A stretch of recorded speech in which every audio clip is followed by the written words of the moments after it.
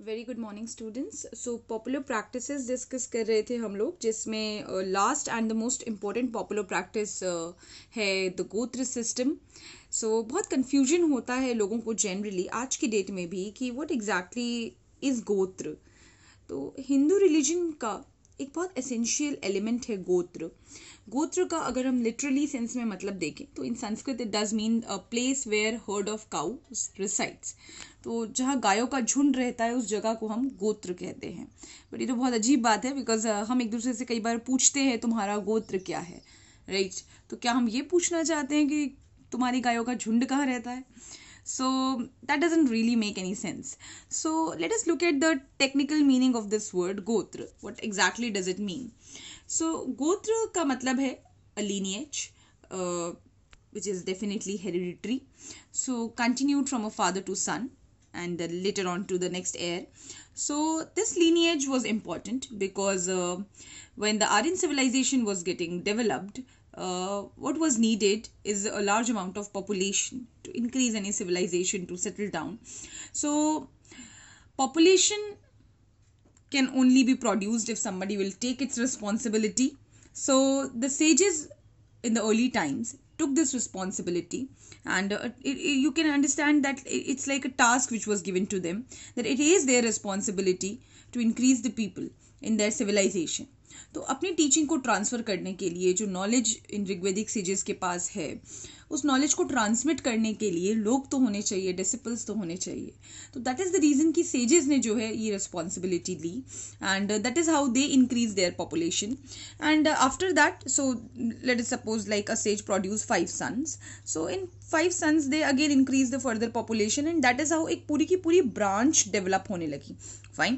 And it was believed that this entire branch, which was developed from a single sage, belongs to the gotra of this particular sage. तो यहाँ says क्या काम कर रहा है? The sage is working like a shed, जहाँ गायों का झुंड रहता है। गायों का झुंड से क्या मतलब है?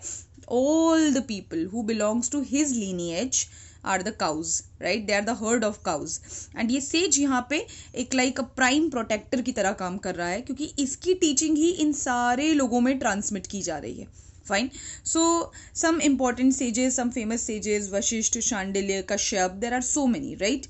So you can ask your parents what is your गोत्र, and आप जिस भी सेज के गोत्र से बिलोंग करते होंगे आपको ये समझ जाना है कि इसी पर्टिकुलर सेज से हमारी पूरी की पूरी लीनियज कनेक्टेड है. Fine. So all the teachings whatsoever the sages have transmitted to each other, that is how it was carrying forward. Fine. So Vashishtha says की अपनी एक पूरी ब्रांच है, तो वशिष्ठ एक गोत्र है. दैट मीन्स वशिष्ठ गोत्र के जितने लोग हैं उन सब का जो ब्रांच का प्राइम प्रोटेक्टर है वो ऋषि वशिष्ठ है. Same goes with the other sages also. Fine. So that is how इतने सारे गोत्र हैं. एंड बिकॉज इन सेजेस के जो बच्चे होते थे, क्योंकि ये वर्ण सिस्टम है यहाँ पे, ये आपको याद रखना है, ऋग्वेदिक पीरियड वर्ण सिस्टम है. So these kids are free to become Brahmin, to become Kshatriya, to become Vaishya or to become Shudra. तो ये by choice चल रहे हैं. Fine. This is one of the कीन रीजन कि लेटर वैदिक एज में भी अब जो मान लीजिए ये इस बच्चे ने अपने आप को ब्राह्मण codify किया, while this child decided that he want to be a kshatriya, and this child decided he'll do some business, so he'll become a vaishya. तो गोत्र सबका एक ही है, वशिष्ठ, लेकिन सबका अब वर्ण अलग अलग हो गया, क्योंकि बाय चॉइस ये लोग अलग वर्ण लेते हैं. लेकिन क्योंकि अब लेटर ऋग्वेदिक एज आएगी, एंड इस क्षत्रिय का जो बेटा है वो अब क्षत्रिय कहलाएगा, लेकिन उसका गोत्र नहीं बदलेगा, उसका गोत्र वशिष्ठ ही रहेगा, बिकॉज उसकी जो प्राइम प्रोटेक्टर ब्रांच है वो यही है. Right? Same goes with the Vaishya community also, and same with the Shudra. That means every community has a gotra. Fine. हर वर्ण का अपना गोत्र है. इट्स जस्ट दैट कि उन्होंने बाई चॉइस जो वर्ण चूज किया उस बेसिस पे वो गोत्र चेंज होता गया. बट प्राइमरीली जब गोत्र सिस्टम इंट्रोड्यूस हुआ था, then it was only and only limited to Brahmins. Later on, due to the Varna order, which was by choice, their Gotra system transmitted into everybody. So every individual has a Gotra who is following Hindu religion, right? Some of them knew that their Gotra because it was transferred by their family traditions to them. Some of them don't know. If you don't know your Gotra, you must ask your parents. You must ask them ki what is your Gotra and try to find out your lineage, right? So there were some popular rules related to the Gotra period. So 1000 BCE से ही गोत्र के जो rules हैं वो prescribe होने लगे, because अब letter वैदिक एज में ये सिस्टम थोड़ा सा चेंज होगा. एज ब्राह्मण, क्षत्रिय, वैश्य, शूद्र अब बाई चॉइस नहीं डिसाइड होते हैं, बाई बर्थ डिसाइड होते हैं. सो कुछ गोत्रों के रूल्स को लेट डाउन किया गया that became even more rigid from 600 BC to 600 CE period. And you ask yourself that even today are they practised और नॉट. सो रूल्स क्या है? पहला रूल है that same gotra people can not marry each other, right?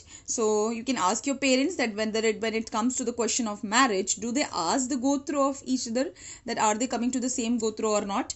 And इसका scientific reason यही था कि एक गोत्र का मतलब है आप एक सेम lineage से आते हैं, मतलब एक सेम blood bond है. एंड भले डायरेक्ट कनेक्टिविटी नहीं है, बट बेसिकली आपका जो ब्लड एलिमेंट है वो सेम ही है. सो that is gonna create some mixing up of genes, which is not good scientifically. This was the sages belief, and that is why ये माना गया कि same gotra should not marry each other. It's just for the safety, fine, for the insurity. And second rule was that women's gotra will change after their marriage. So when a woman will get married, suppose a woman belongs to Vashishta gotra and she got married in a Shandilya gotra, so her gotra will change to Shandilya. She will not remain the person of Vashishta gotra, fine, because she is joining a separate lineage. Okay, so this is what the women change marriage is the second rule. And in गोत्र के rules को एक exceptional case मिला. ऐसा नहीं था कि हर कोई जो ब्राह्मणिकल प्रेस्क्रिप्शंस थे उनके रूल्स को एज इट इज फॉलो करते थे. So this rules were altered by Satavahana rulers, right?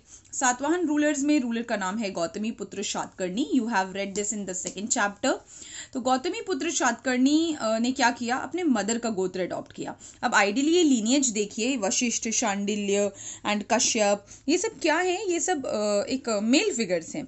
तो आइडियली एक सेज से जब उनका बेटा हो और उनके बेटे से उनका बेटा हो, तो they all are adopting the gotra of their father, because women का गोत्र तो चेंज होता है after marriage. But seems like कि सातवाहन रूलर्स इस रूल को फॉलो नहीं करते थे. रादर देन वो अपने फादर के गोत्र की जगह अपनी मदर का गोत्र अडॉप्ट करते थे. सो दैट इज हाउ ये ऋषि गौतम का गोत्र अडॉप्ट किया है. गोत्र एडॉप्शन मेल का ही हो रहा है, बिकॉज यहाँ पे फीमेल के गोत्र के नाम से डेजिग्नेट नहीं किया जा रहा है, as the teachings are carried forward by the male sages. So they are adopting, but ये जो गोत्र अडॉप्ट किया उन्होंने अपनी मदर का किया, ना कि फादर का. फाइन. तो बहुत इंटरेस्टिंग कॉन्सेप्ट था मैट्रिलिनी का सातवाहन रूलर्स में, बिकॉज अपने नेम को रिकॉग्नाइज वो लोग अपने मदर के नाम से करते थे. बट ऐसा नहीं था कि transfer of power they are transferring it to their daughters. No, the transfer of power will follow the rule of patrilineal only. That means sharing of resources will be based from father to son. But in adoption of the name, it's like they used to adopt matrilineal. So interesting system, right? So that's all for today, students. Thank you so much.